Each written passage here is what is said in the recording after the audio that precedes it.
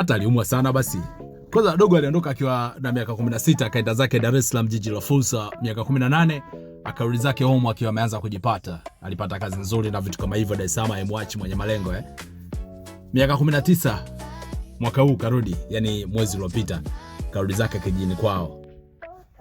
Kaumwa tumbo kuanzia saa 6 usiku mpaka asubuhi ameisha tayari kwa kuzika.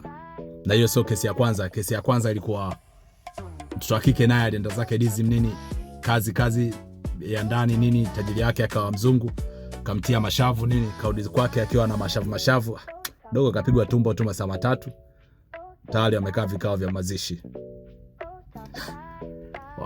Hii inachanganya sana, watu wanajiuliza kama baada ya kuyaotea warudi nyumbani au ni aje. Lakini usilaumu uchawi tu, kwa sababu hata kwenye maisha mengine pia ya kawaida iko hivyo.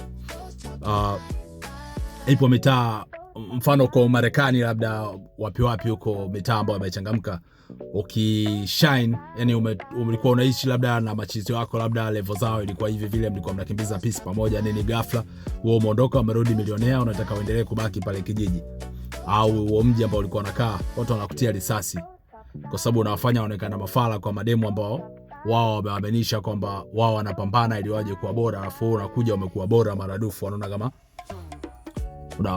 unawavua nguo wale wazee nini, na wenyewe wanaweza kaunga tu wakati na risasi. Kwa hiyo swala sio uchawi tu, engo wote utakaogeukia iko hivyo. Nyinyi mmeona Nipsey Hussle kauawa, nani mwingine? DMX ile overdose ya kubumba ile, so overdose ya kweli.